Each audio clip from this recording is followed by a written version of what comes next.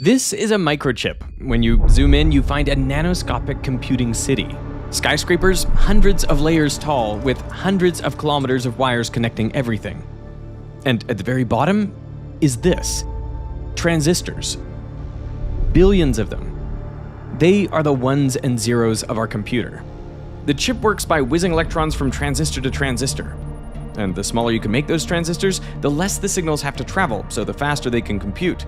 Plus, you can fit more transistors into the same area, resulting in a much more powerful chip. So for over 50 years, transistors got smaller and smaller, and the number you could fit on a chip doubled every 2 years. This became known as Moore's Law, named for Intel's co-founder Gordon Moore after he noticed the pattern back in 1965, and it's been one of the main drivers of the tech industry. But around 2015, progress came to a screeching halt.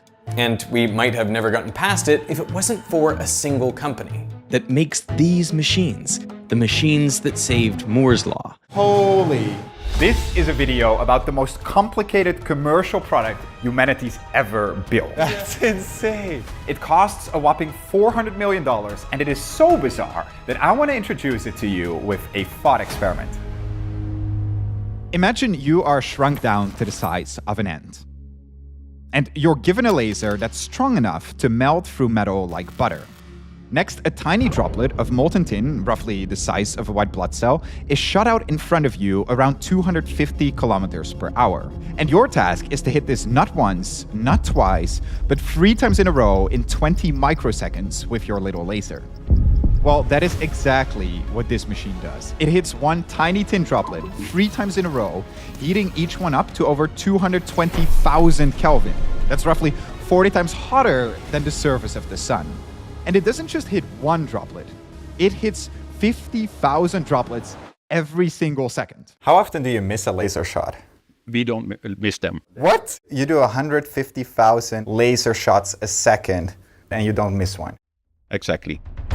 The same machine also contains mirrors that might just be the smoothest objects in the universe. If you scale one up to the size of the Earth, then the largest bump would be no thicker than a playing card. On top of that, it is able to overlay one layer of a chip perfectly on top of another and never be off by more than 5 atoms. And this is all happening while parts of the machine whip around at accelerations of over 20 Gs. For 30 years, almost everyone thought that actually building this machine was impossible. And yet, it exists. There is only one company in the world that can make it. So what is this company? And what is this impossible machine they've built? This video is sponsored by Brilliant. More about them at the end of the show. Now, just as a quick aside, the makers of this machine didn't actually sponsor this video. We just thought that the science and engineering here were so cool that we had to make a video about it. So let's jump straight in. To make a microchip, you start by taking silicon dioxide, usually from sand, and purifying it into ultra-pure, nearly 100% silicon chunks, which is then melted down in a special furnace. Next, you lower a small seed crystal into the vat. Silicon atoms attach to the crystal, extending its structure. Then you slowly raise the seed crystal while rotating it, and this results in a large single crystal silicon ingot. This is where the seed crystal would be, and then you pull it out. Can I touch it? Yeah, you can. It seems like you would not be able to hold this from here. Yes. It even feels fragile, like if you kind of... Well, snap it. yeah, I'm scared to break it. Yes. He's using more force. The ingot is then cut into wafers with diamond wire saws, up to 5,000 of them, after which each wafer is carefully polished. Next, it's coated with a light-sensitive material called photoresist. There are different kinds, but in a positive photoresist, the areas exposed to light become weaker and more soluble. So if you shine light through a patterned mask, you can selectively weaken parts of that coating. Then you rinse the wafer with a basic solution to wash away the exposed photoresist, leaving the design imprinted. So now you can actually turn this pattern into physical structures. This is often done by etching into the uncovered silicon by using either chemicals or plasma. And then you deposit a metal like copper to fill in those etched lines. As a last step, you wash away the remaining photoresist, and now you've made a single layer of the chip. We've simplified this cycle down to the main steps: coat, expose, etch, and deposit. It repeats for every single chip layer, and depending on the chip, there could be anywhere from 10 to 100 layers. The bottom layer is the transistors. This is the most complicated layer, requiring hundreds of steps that all need to be perfect. The higher layers are a little easier. These are the metal wires that carry signals and power. By the end, the completed wafer can have hundreds of chips, which are then cut into separate pieces, packaged, and put into products. But by far the hardest and most crucial step in the process is where you shine light through the mask and onto the wafer. This is photolithography. And that's because this step determines how small you can make the features. At first, it seems simple. Light passes through the openings and it gets blocked by all the rest. But as you try to print smaller and smaller features, the gaps in the mask start to approach the wavelength of the light. And that causes problems. And we can actually show it because I happen to have this is a mask, this is a reticle. A reticle, or a mask, carries the design of one chip layer. This reticle is filled with microscopic lines and gaps around 670 nanometers across. And if I take like a laser pointer, so this is a red laser. Yep. If I shine it through it, then you see this here. The laser has a wavelength of around 650 nanometers. When light hits the reticle, its wavefronts bend as they pass through each gap. So each gap sends out waves that spread out and overlap. Now, let's just look at the light from these two gaps. When the peaks of one wave line up with the troughs of the other, we say that the two waves are out of phase and they cancel each other out, so you get dark spots. And when the peaks line up with the peaks, the two waves are in phase. They add up and you get bright spots. You get interference, right? And you get a diffraction pattern. Now, diffraction is inevitable. So instead of fighting it, designers actually use it to get the patterns they want. They kind of work backwards from the eventual pattern they want on the wafer, and they design the slits so that diffraction will occur in such a way that it creates the pattern that they want. You see three dots. The middle dot, that's the original one, that's the zero order. And then on the left and the right, you can see the first and the minus first. Now, in order for us to have this image resolved on the wafer, you need to capture the zero and the first and the minus first order. The smaller you make the features, the larger this angle alpha between the zero and first orders becomes. So the larger your lens needs to be to capture the light. The size of the lens is described by the numerical aperture, or NA for short, which is just the sign of this angle. So the larger that is, the smaller the features you can print.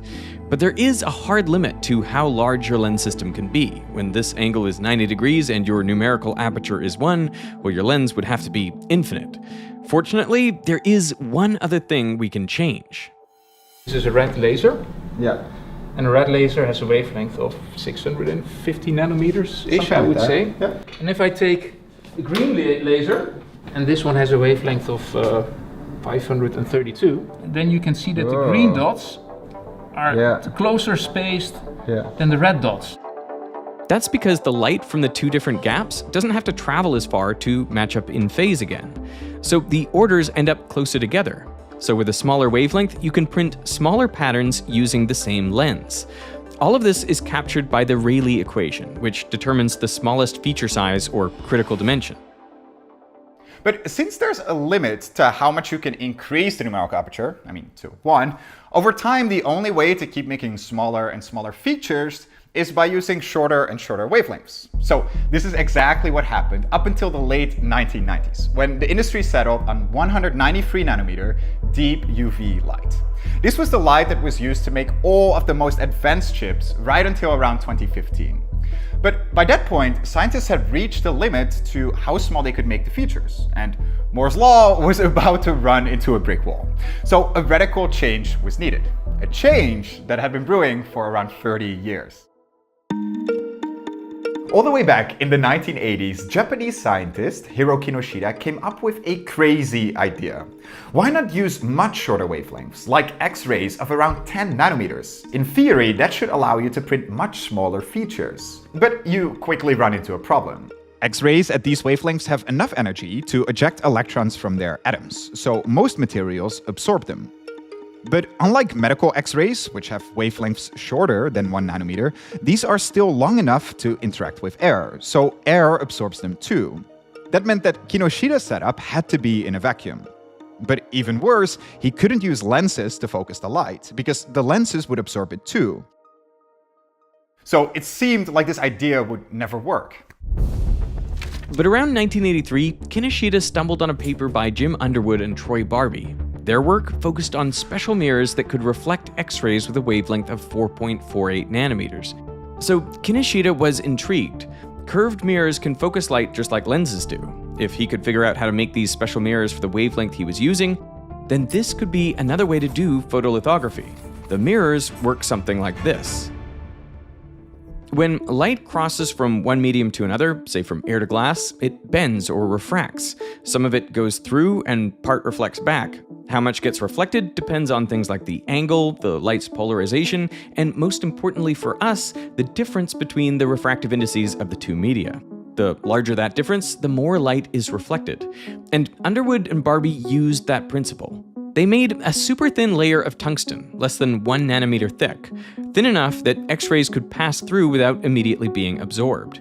When X-rays hit the layer at a specific angle, the tungsten reflected less than 1%. Then they carefully tuned the layer thickness so the path length of the transmitted X-rays was only 1/4 of its wavelength. Then they added another layer, this time out of carbon. It has a higher refractive index than tungsten for wavelengths of 4.48 nanometers. The X-rays hit the boundary and a little bit more reflects. But this time, the phase is inverted, or it's changed by half a wavelength. This happens when any light moves from a lower refractive index to a higher one. Now, by the time this new reflected wave reaches the tungsten boundary, it has traveled another 1/4 of its wavelength, for a half wavelength in total. So the two phases line up and the waves interfere constructively. Underwood and Barbee kept doing this trick for a total of 76 alternating layers, so that in total they could reflect back much more of the X-rays. Now, they only managed to reflect around 6% of the light, but it was a proof of principle that you could reflect X-rays. So Kinoshita saw the possibilities. He got to work, and after around 2 years, his team designed and built 3 tungsten carbon curved multi-layer mirrors to reflect 11 nanometer light. And with it, he managed to print lines 4 microns or 4,000 nanometers thick, proving that, at least in theory, X-ray lithography was possible. A year later, in 1986, he went to present his findings to the Japanese Society of Applied Physics. Proud and excited, he explained his setup and showed his image. But to his horror, the audience refused to believe it. Unfortunately, the audience was highly skeptical of my talk. Kinoshita was devastated. He later said, "People seemed unwilling to believe that we had actually made an image by bending X-rays, and they tended to regard the whole thing as a big fish story." Nobody believed that this was a viable way forward, and unfortunately, the reaction was at least somewhat justified. First, this light isn't naturally produced by anything on Earth. The closest natural source is the sun. We had to basically build an artificial sun here on Earth. Most scientists, including Kinoshita, produced X-ray light using a particle accelerator or a synchrotron. It gives an enormous amount of power. It's as big as a soccer field. You can fuel a whole fab. The problem is if the light goes out, the whole fab goes out. So each machine needed its own power source. But even if you could produce the light, you'd need to make incredibly smooth mirrors to actually focus and print those tiny features. You would need the smoothest objects in the universe. Okay, so I got a football and I've got a bouncy ball and a cobblestone street. Now, what do you think is gonna happen when I drop them? The football basically bounces straight up, but for the bouncy ball, it just shoots off to the side. And that's because the surface is relatively flat for the football, which is much larger, but it's super rough for the bouncy ball. And a similar thing happens with mirrors. If the surface is super rough compared to the size of the wavelength, then the light scatters randomly. Now, it might look smooth, but if you zoom into a mirror, you find something that looks like this. You find all these crazy bumps. And now to measure the roughness, what you do is you take the average of these bumps, and that will give you your mean line. Now, for a normal household mirror, the average height is about 4,000 silicon atoms. But for Kinoshita's mirrors, which not only needed to reflect X-ray light, which has 100 times shorter wavelength, but also needed to minimize scattering, so that all the photons make it onto the wafer, it needed to be way more smooth. It needed to be atomically smooth. In fact, the average bump could only be about 2.3 silicon atoms thick. If one mirror would be the size of Germany, the biggest bump would be about 1 millimeter high. But Kinoshita refused to give up. However, my belief did not change. And soon, help would come from an unlikely place. Across the Pacific, around 70 kilometers east of San Francisco, is Lawrence Livermore National Lab, a lab that was born out of the Cold War, heavily funded by the US government and built for one purpose and one purpose only: nuclear weapons. The lab was founded by the inventor of the cyclotron, Ernest Lawrence, and the father of the hydrogen bomb, Edward Teller. And over its lifetime, they designed over 10 fusion-type nuclear warheads. So part of their research focused on what happens inside nuclear fusion reactions. Fusion reactions release a lot of X-ray light that they had never been able to capture and analyze. But now, using those special multi-layer mirrors, there was a chance. One of the scientists tasked with making this work was Andrew Havrilak. And within a few years, he and his team used multi-layer mirrors to reflect some X-ray light. But then in 1987, Andy got a visit from a professor from Cornell. He was very impressed with the technologies that we developed, and he looked at me at the end of the day and said, "This is all very interesting and very neat and stuff," but his words, and I'll remember it to the day I die, was, "Can you do anything useful with this stuff?" This was the day before a Christmas shutdown in 1987. And I was so inflamed by that comment that I went home, and for the next 10 days, I wrote up a multi-page white paper. He applied these mirrors to lithography to print chips using X-rays. Around 5 months later, Andy presented his findings at a conference. But like Kinoshita, it was not the response he was hoping for. It was extremely negative. That was the low point of my career. I was literally laughed off the stage, and I kid you not. Every person who I looked up to in the field, they were listening to my talk, and they came up to the microphone and told me basically why it wouldn't work, how stupid an idea it was. Later that week I flew back, and the following Monday my boss asked me how did it go, and I looked at him and I said, "I will never speak of it again." But then 3 days later, he gets a phone call from someone named Bill Brinkman from Bell Labs. And so I walked over to my boss and I said, "Just got this phone call from a guy named Bill Brinkman. You know who he is?" And my boss's eyes popped open and said, "Yeah, he's the executive vice president of AT&T." And I said, "Well, he just called me and asked me to fly out to New Jersey and give a talk." The response from my boss said it all. He basically said, "Well, you gotta go." At Bell Labs, Andy found fellow believers, and it couldn't have come at a better time. Over the past 30 years, the US government had invested billions of dollars into national labs to maintain the country's technological edge during the Cold War. But by the late 1980s, the Cold War was slowing down, and all these labs were sitting on research that had commercial potential. So the government encouraged the labs to partner with US companies to turn that research into products and to stimulate the economy. And the government would then supply seed money. And so Bell Labs partnered with Andy's labs and 2 others to keep developing X-ray lithography. And by 1993, the first international conference for X-ray lithography was held in Japan, near Mount Fuji. In the opening address, Kinoshita said that as long as we do not lose the desire that has sprung from within us, technology will steadily advance from the micro to the nano to the pico. They even gave the technology a new name: extreme ultraviolet lithography, or just EUV. But then in 1996, the US government cut funding for the project. This spelled disaster for the big chip companies like Intel. The industry estimated that the 193 nanometer lithography tools would fall behind Moore's Law by 2005. But there were no other alternatives. So Intel, Motorola, AMD, and other companies got together and invested $250 million to keep it going, making it the largest investment ever by private industry in a Department of Energy research project. By the year 2000, the labs had produced this, the engineering test stand. It was the first fully functioning EUV prototype. It produced 9.8 watts of 13.4 nanometer EUV light, which was then reflected by 8 mirrors from the source to the mask to the wafer. It could print 70 nanometer features, and it proved that EUV could work. It was a milestone to get the engineering test stand to work. It demonstrated to people like Intel that, you know, good engineering will get us there. And then it seems like you've got the prototype. Shouldn't be too hard to then commercialize it. That's what they thought. But the prototype had a major flaw. It could only print about 10 wafers per hour. And to make EUV economically viable, it would have to print hundreds of wafers per hour, 24/7, 365 days a year.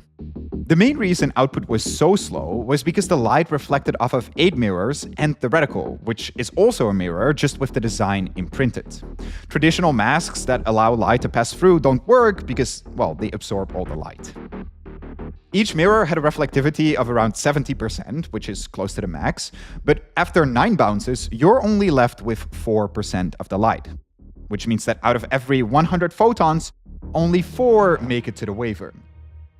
So you might think, just use way fewer mirrors, but that only works up to a point. When you focus light with any optical system, you always get some distortion. For example, rays that pass through the outer edges of most lenses focus light slightly different from those near the center. This is called spherical aberration.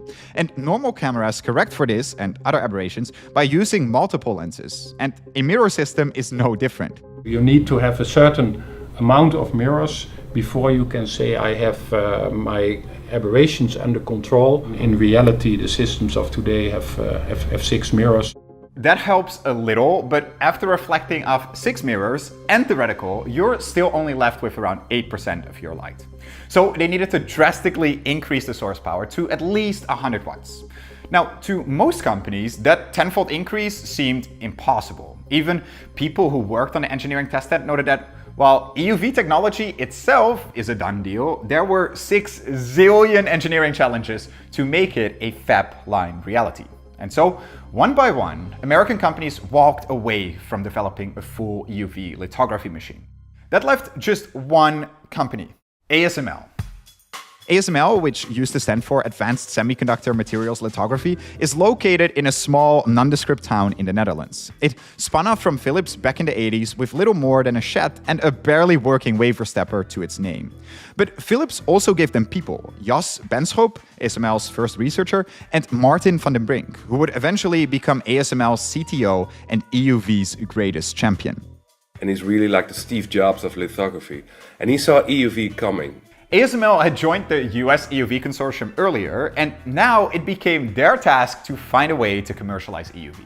They would work together with their German partner Zeiss, where Zeiss would take care of the mirrors and ASML would focus on the light source. One of the first decisions when making any lithography system is deciding which wavelength to use. In the early days, anything between 5 and 14 nanometers was explored. Okay. The thing is, you need to find a source and you need to find optics that reflect the wavelengths. Right. So you have to look for the combination. Underwood and Barbie had already made mirrors that could reflect light of around 4 nanometers. And since that wavelength is so small, it seems like the obvious choice. But the maximum reflectivity for those mirrors was only around 20%. So after hitting 6 mirrors and the reticle, you're just left with 0.00128% of the light, which is way too low. Fortunately, further researchers also looked at 2 other pairs. Silicon and molybdenum, which had a theoretical maximum reflectivity of 70% for wavelengths around 30 nanometers, and molybdenum and beryllium, with a theoretical maximum reflectivity of 80% for wavelengths around 11 nanometers. So the choice seemed obvious, right? I mean, pick the shorter wavelength and the higher reflectivity. But it turns out that beryllium is extremely toxic and it's also difficult to handle. So scientists focused on silicon and molybdenum instead. To make the mirrors, Zeiss used a process called sputtering. A target of coating material is bombarded with either plasma or ions, causing atoms to be ejected, fly off, and stick to the mirror. This is a messy process, so the layers end up having bumps and gaps. There was a nice trick that actually the team in the Netherlands perfected. With ion beam, you just shake it a little bit until the atom falls in the hole where it needs to be, and then it's all flat. With the mirror design locked in, ASML needed a source for that specific wavelength. So it was 13.x. Yeah. Okay. Now the next good question is, what's the x? Now you look for the source. So there are basically three ways to generate EUV, to build a sun on Earth. The first method, which early researchers used, was the synchrotron, but it was quickly rolled out because each machine needed its own source. The other two methods are based on the same principle. When an electron recombines with an ion, the ion drops to a lower energy level, and it releases that excess energy as a photon. And if you choose the ion just right, then that photon will have exactly the wavelength you need. Now, there are two ways you can create those ions. The first is you take a metal, heat it up until you get a metal vapor, and then you apply a strong electric field across it. This causes free electrons to knock into nearby atoms and ionize them. If you then turn off the electric field, the electrons recombine with the ions and produce light. This is discharge-produced plasma. That's the concept we used first, because of its relative simplicity. And we quickly got it to a few watts. We wanted to get 100 watts, and we struggled forever. So you couldn't scale it? We could not scale it. They needed a drastic change. So they switched to the second method. This method uses a high-powered laser to hit a target material, creating a plasma that's more than 220,000 degrees Celsius hot.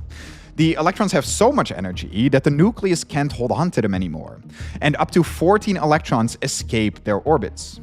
After the laser shuts off, the electrons and ions recombine to produce light. This is laser-produced plasma, and it was the only method that seemed scalable. In fact, this was the same method that the engineering test stand used. A 1700-watt laser fired into a stream of xenon gas to produce 13.4 nanometer light. But xenon had a big problem. The conversion efficiency, that is the ratio of usable light to the amount of power you put in, was terrible. It was only around 0.5%.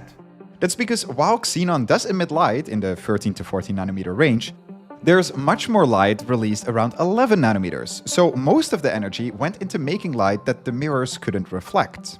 Plus, the laser didn't ionize all the atoms, so leftover neutral xenon atoms would strongly reabsorb some of that 13.4 nanometer light.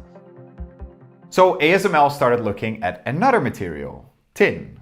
Now, tin has a much higher emission peak, around 13.5 nanometers, which results in a 5 to 10 times higher conversion efficiency than xenon. But just like xenon, neutral tin atoms also absorb EUV light. So they came up with a crazy idea to shoot one tiny tin droplet at a time. But to get the required power, you would have to make and hit thousands of droplets every second, all of which have to be the exact same shape and size. But it turns out that you can't instantly make thousands of tin droplets that are the exact same. So they found a workaround. To make the droplets, extremely pure tin is melted and pushed through a microscopic nozzle by high-pressure nitrogen. This nozzle vibrates at a high frequency, breaking the stream into tiny droplets. These droplets are irregular in size, shape, velocity, and distance, and the whole process is chaotic.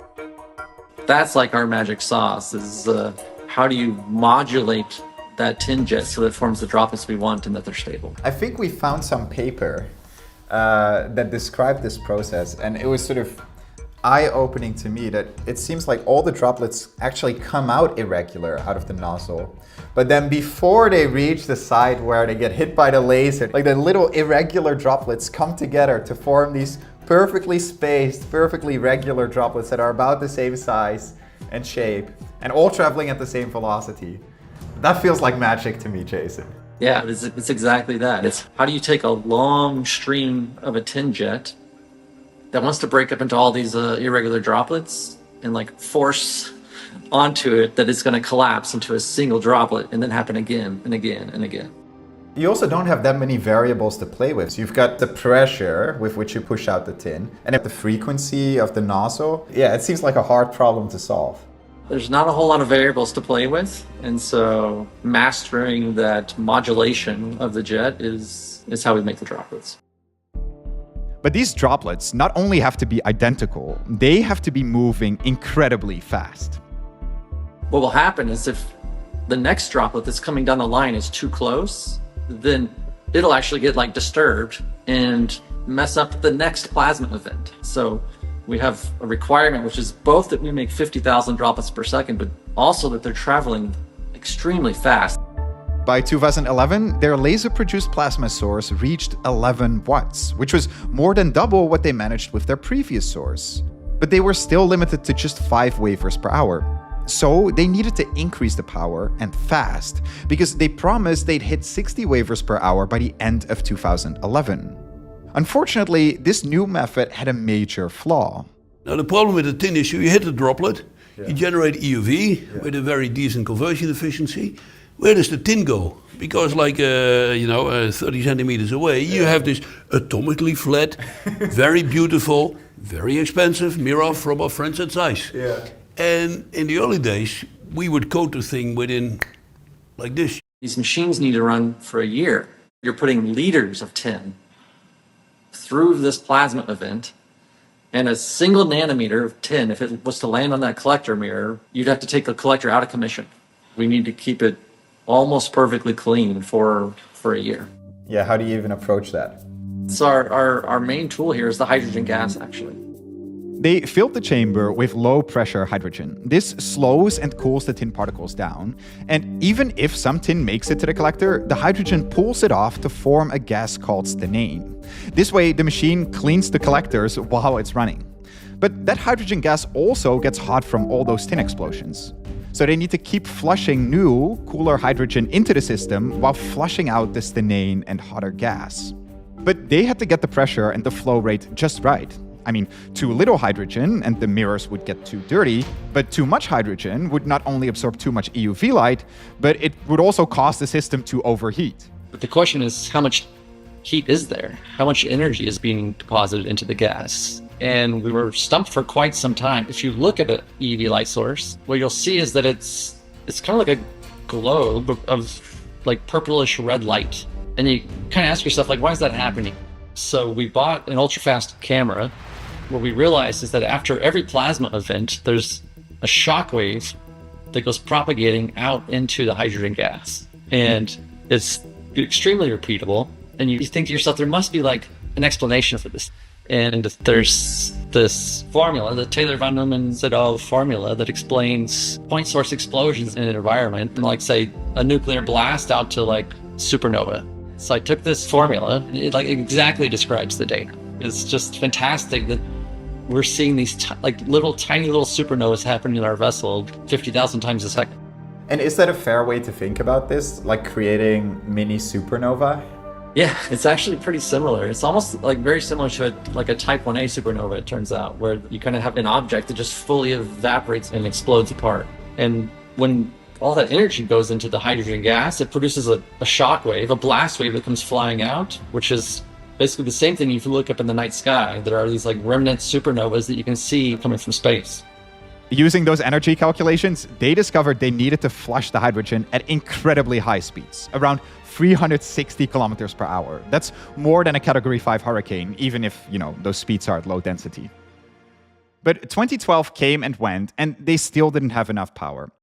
In fact, by 2013, ASML just reached 50 watts by shooting 50,000 tin droplets per second. But this increased power came at a price, because more power means more heat that ends up slightly shifting the mirrors, resulting in misaligned light and misaligned chip layers. So Zeiss built a nervous system directly into the optics, robot-guided sensors that constantly measure the exact position and angle of each mirror, down to the nanometer and the pico-radian, which is absolutely insane. So how accurate do we need to control this mirror? Now, one of the things, you can do a thought experiment, and I can place a little laser on the side of this mirror.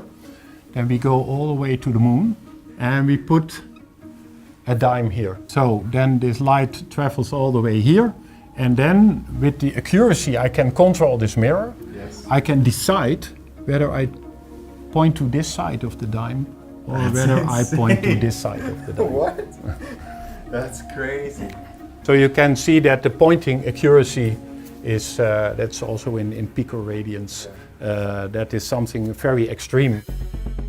This allowed them to control the light even when the power increased. While Zeiss was doing a stellar job with the optics, ASML was still struggling with the power source. The problem was that the thin droplets were too dense, meaning that most of the emitted EUV light was still getting reabsorbed by the neutral atoms before it could ever reach the collector mirror. The way we blasted the droplet was so not enough light, too much debris. To make matters worse, they could see that about 10 years from now, they would need a new generation of machine, a high-NA EUV machine, essentially one with a larger optic system that could print smaller features. So what did they do? They decided to double down and invest in the next generation before they even got the current one to work. The most doubtful period was in the beginning. So I started to work on this in 2012. By that time, EUV was not working. And there was this crazy idiot working on the next generation where we could not even make the EUV light in the first place. Not only are you all in on EUV, you're doubling down even before you know if EUV is going to work. Yes. But to keep funding the development, they needed money, and lots of it. So they turned to the very people who needed this technology. ASML reached out to its main customers. Okay, you want this technology for the next generation of chips? Well, you need to make us able to invest more by investing in us. Intel invested around $4.1 billion, and Samsung and TSMC invested another $1.3 billion combined. So they can keep the research going, but with no product to show, customers were running out of patience. We were crucified at every conference that the promises we made last year we were unable to live up to. Yeah. And they said, this is what you showed 2 years ago, this is what you showed last year, this is what you're telling me this year, so why would I believe you? They were getting desperate. But this was, I think, about 2012 or 13. We were struggling to get the EUV power up. And Kinoshita visited us. I took him to dinner in a small town nearby, and across from the restaurant was a Maria chapel. And now, you know, science, we have come to the limits of science. Hey, let's go for defined intervention. So we went to the chapel. So Kinoshita, just to be safe, lit 3 candles for the 3 suppliers that were pursuing EUV technology at the time. And lo and behold, and I have the data to prove it, there is a very strong correlation between us lighting the candle and power going up. It's not a causal effect, but there is a strong correlation. The big idea was, instead of hitting the droplet once, hit it twice. One shot to hit the droplet and it expands in like a pancake shape. And then, only then have the second shot, the more powerful main pulse, where you evaporate the pancake and turn it into a plasma. This was a major breakthrough.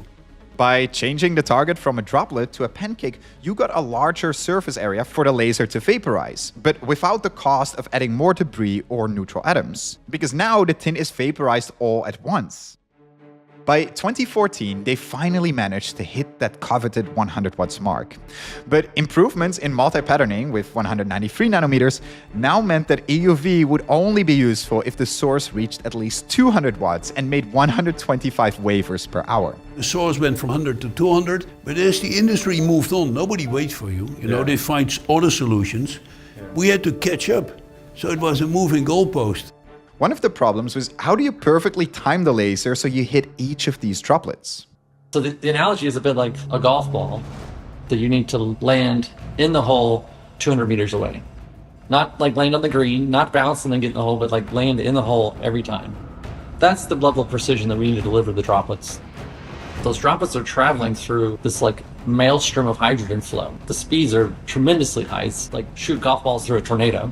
And then right when it lands at the hole, that's when it needs to get hit by the laser. So in order to basically track the droplets, for that we use laser curtains. And we can sort of look at when does the droplet pass through a laser curtain. Those scattered photons tell us basically when and where is the droplet. And then importantly tells us when to fire the laser. So we actually have to take into account how long will it take for the light pulse to hit the droplet after we send the pulse.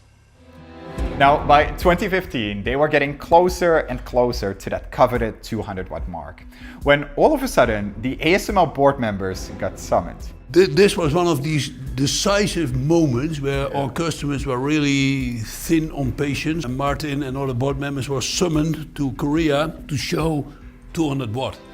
And they were really fed up with it. You know, you either show it now or you go away. And when they entered the plane, the experiment was still running.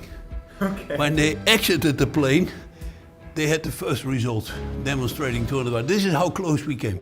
With the source power up, there was one final problem that had to be solved before they could begin manufacturing their machine. See, while the hydrogen gas did protect the collector mirror from debris, it wasn't perfect. All the intense high-energy photons and hydrogen ions zipping around deteriorated a very special top coating on the collector. So they still had to clean the mirrors every 10 hours, which, is terrible for productivity. Martin van der Brink asked for updates every day on their progress. But then one of the engineers noticed that every time they opened up the machine, the mirrors suddenly seemed cleaner. That he kind of chimed in and said, wait a second. Whenever we open up the machine, oxygen comes in and our problem is solved. Couldn't we think of a way to add just a little oxygen to our system and make sure that the collector stays clean longer? And so they started experimenting with the amount of oxygen that was needed in the vacuum. And they finally got to this point, okay, if we add so much oxygen, we'll keep the collector clean for longer. With this fix, ASML's machine could run continuously for much longer, and it finally became commercially viable. By 2016, orders started pouring in, and now all of the most advanced chips need ASML's machine, making them perhaps the most important tech company in the world. ASML's first commercial machines had a numerical aperture of 0.33 and could print 13 nanometer lines. These are called the low-NA machines, and ASML still makes them. But the machine that Jan's team started working on back in 2012 was the next generation, which had a larger optic system so they could print even smaller features. This is the high-NA machine with a numerical aperture of 0.55, and we get to see their latest version up close. How much is the machine? We always say north of 350 million euros. And you can actually buy it, right? You can if you want. Yeah. If I had the money, I could buy it. Yes, you could. How many people have seen this before? We really limit the amount of people that get to go inside the clean room. ASML's machines are built in a super strict clean room. In any cubic meter, there can be no more than 10 particles, only 0.1 microns large, and nothing bigger than that. A speck of pollen is around 20 microns, and extremely fine sand is around 10 microns. To put all of this in perspective, hospital operating rooms, which have to be extremely clean, only allow a maximum of 10,000 particles per cubic meter that are 0.1 microns wide.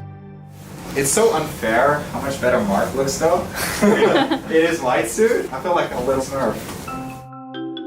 Okay, so we're gonna go through the air showers. So you're gonna have to do it as I do. Okay. So this is washing down all the particles that are still on us. So this is like super clean air blowing us clean. This place is huge. It's huge. It's insane. I've been in a clean room a couple times before, but it's nothing compared to this. Are there any secret areas here where almost no one has access to? I can't tell you. Great answer. Okay, so this is the total system. This is it? That's crazy. Look how big it is. This is the most advanced machine humanity's ever built. It's taken many, many years, decades of development, many billions of dollars, all to get this humongous beauty. So this is the first high-NA machine. Yes. So if you saw pictures on the internet or whatever, that's this machine. So the very first lines ever printed at 8 nanometers and stuff, that was this machine. The smoothest object on Earth. Yeah, it's all in here, Wait, so let me see if I can figure this out. This is the light source. That's where they make the extreme ultraviolet. Yes. And then the laser must come in from let's take a look at the laser. In fact, we got to see just how the laser and light source work. I think we're entering the laser system here. Mark's just making sure, I think, that we can actually film here. That we're not catching anything we're not supposed to. Oh, wow. This looks dangerous. Now, the laser system is covered by all of these brown cabinets, but here is a model version. A carbon dioxide laser of just a few watts enters this amplifier, where it bounces around until it's roughly 5 times its original power. It then goes through a total of 4 different amplifiers to bring the final laser up to 20,000 watts, which is 4 times stronger than lasers that cut through steel. Over here, we have the amplifiers. that generates this powerful laser beam. Yeah. And then it basically comes out, and this is part of the beam transport system, where it's brought to the machine. Yeah. So this pipe here has the big laser beam. And this has a mirror? Yes. Then the pulses travel to the light source module. It kind of looks like a transformer or like a, I don't know, like a spaceship. There's so many wires going everywhere. Don't touch this. Holy crap! This is pretty big, huh? This is insane! And this is just a light source. This is just a light source. Are you getting this comparison shot? And so you need all of this Just to make EUV light. Yeah. just to make the light. Yes. That's incredible. Can we do a little walk around? We can do a little walk. Let's go. So basically this is the heart of the source. Can I stand on here? If you're below 137 you can. I think I am. Woo. And so the thin droplets are coming in from the left. Yes. Then we're shooting the laser from here. Yeah. Okay, it explodes. And then the light goes out there. One improvement from ASML's first EUV machine to their newest one is the number of pulses that hit the droplet. The first pre-pulse still flattens the droplet into a pancake. But now there's also a second pre-pulse that further reduces the density. It basically turns it into a low-density gas. It rarefies it. And then the final pulse essentially ionizes all of it. So for basically the same power coming from the drive laser, they get even more EUV light. Now, if they want even more light, then the only way to do that is by hitting more droplets. And that's exactly what they did. Our most recent EUV light sources that we're shipping right now, which are around the 500 watt level, we increased the rep rate up to 60,000 times per second. And then we have a roadmap that's going to go to 100,000 droplets per second. We've actually now already demonstrated this 100,000 droplets per second in the lab, so it's not an if, but a win. Crazy. The three pulses that we use to make the pancake, to blow up the pancake a little bit, and then to evaporate the pancake. Yeah. The first two pulses, they would be coming in through this pipe here. And then the main pulse with the big laser, the laser beam would be delivered through this pipe here. Both the high and low NA machines shipping out right now use 3 pulses, and eventually they will hit more droplets per second. But the light source is just one small part of the full machine. After bouncing off the collector mirror, the EUV light moves to the illuminator. A set of mirrors shape and focus the light before it hits the reticle. The reticle is the top half, and this module is built in a separate facility and installed later. Next, the light goes into the projection optics box, which is a set of mirrors that shrink the light down. The high NA machine can shrink the pattern 8 times in the vertical direction and 4 times in the horizontal direction. The mirrors are also much smoother still. If the low NA's mirrors were the size of Germany, the tallest bump would be about 1 millimeter. But if the high NA mirrors were the size of the world, the tallest bump would be about the thickness of a playing card. By the combination of both of these improvements, ASML was able to increase the numerical aperture from 0.33 to 0.55. And finally, the light hits the wafer. In order to print around 185 wafers per hour, the reticle whips back and forth at accelerations of over 20 Gs. That's over 5 times the acceleration of a Formula 1 car. And this is some actual footage of what that's like inside this machine. And notice that this is not sped up.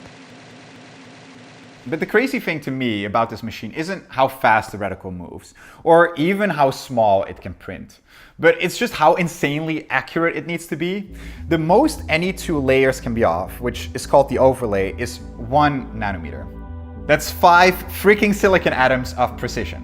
That's insane. So typically what we do as system engineers is that we make a budget. Yeah. So we say, hey, you get, let's say, a nanometer. And we divide then the nanometers to smaller fractions. Right. The nanometers total. It's not like your group gets a nanometer. You get you get a nanometer in total. Yes. So you have to fight for your part of the nanometer. It's kind of cool to realize that like every smartphone nowadays has a chip that is made with a machine that was actually put together here. So that's a cool thought. Take a look at this. It's pretty massive, huh? So big. So do you cover it up? Yes.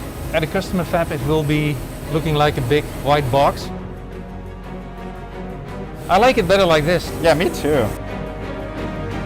It's funny, you need such a big machine, so much infrastructure to make the tiniest things we can make at scale. It's inversely proportional. Yeah, smaller you want to go, the larger everything around it becomes. After the machines are assembled, tested, and approved, they are disassembled to ship all around the world. 5,000 companies supply 100,000 parts, 3,000 cables, 40,000 bolts, and 2 kilometers of hosing. ASML ships their high-NA machine in 250 containers, spread out over 25 trucks and 7 Boeing 747s. Despite all the doubt and setback, EUV finally made it to manufacturing level 3 decades after Kinoshida's first images. But even when almost the entire world didn't believe it would work, there were some people at ASML who knew that it was going to work all the way back in 2010. Around 2001, we said let's do EUV. Yeah. And then we run into many challenges. 2010, we installed the first system at a customer, so it was installed in Korea. There it was. This thing I had been pursuing for 13 years was now standing at a customer producing wafers. This for me was a moment I realized, yes, we made the right bet. Years later, Jos ran into the man who helped install that first machine. He's now a professor at a renowned institute, and I shared the story about my relief and how great we made the decision. And Hanko said, yeah. He said, when you flew out after Christmas, the thing broke down. And it took 2 months to get back up again. And they almost fired me for making the wrong decision. We had some ups and downs along the way. Yeah. But again, once I saw the system installed at a customer in a customer fab, I knew we had done the right thing. This was 2010. The first phone that came out was 2019. So we still had some hurdles to resolve, but we kept going. Now, I have spent several months working on this video and thinking about it, and it still feels absolutely impossible. And the more I think about it, the more I think, those people 40 years ago that said it was impossible, they had a point. It's completely unreasonable to think that you could make this artificial sun in a lab, that you could make these mirrors that are this smooth, and that you could get the required overlay accuracy. The reasonable thing is to think that none of that is possible and to point out all the problems with each of them. Which reminds me of this quote: "The reasonable man adapts himself to the world. The unreasonable one persists in trying to adapt the world to himself. Therefore, all progress depends on the unreasonable man." Imagine if Andy and Kinoshita and all the others had been reasonable. We would have none of this. In fact, imagine what the world would be like if everyone on it was reasonable. It would probably be extremely boring. Probably most of the technology, most of the things you enjoy on a daily basis wouldn't be here. In fact, you probably wouldn't be watching this video because just about all the technology we have nowadays would seem completely unreasonable even just 200 years ago. And so I really think that to a large extent, we owe our lives to those unreasonable people. And maybe, at least to me, it's a reminder that it's good to be a little unreasonable, at least in some of the big parts of life. Changing the world is difficult. It took overcoming thousands of obstacles and over 30 years to get EUV to work. But big breakthroughs usually start in the same way. That is, you learn. You explore some related ideas, you try to apply them in some new ways, and then you build skills to take on bigger and bigger challenges. Bit by bit, you gain knowledge. And that's where today's video sponsor, Brilliant, comes in. Brilliant helps you excel in math, science, and computer science with visual interactive learning that's personalized for you. It's an incredibly powerful way to reach big learning goals, mastering math for class or contributing to the next big technological breakthrough. On Brilliant, you learn by doing, a method that research has shown to be far more effective than just passive learning. It starts you at the right level based on your background, designs practice sets and reviews customized for you, and then it helps you advance at your ideal pace. There is always something new to discover on Brilliant. Want to better understand optics after watching this video? Well, their scientific thinking course is a great place to start. It helps you think like an engineer by showing you how to break down large concepts into smaller, more understandable pieces. Whether you're conquering fundamental math, algebra, or calculus, diving deep into algorithms, exploring material science, or understanding the physics that will take us beyond EUV, Brilliant will help you get there. And if, like me, you've resolved to learn more in the new year, then Brilliant is a great way to actually make that resolution stick. So to learn for free, go to brilliant.org/Veritasium, scan the QR code on screen, or click the link in the description. Brilliant's also given our viewers 20% off an annual premium subscription, which gives you unlimited daily access to everything on Brilliant. So I want to thank Brilliant for sponsoring this video, and I want to thank you for watching.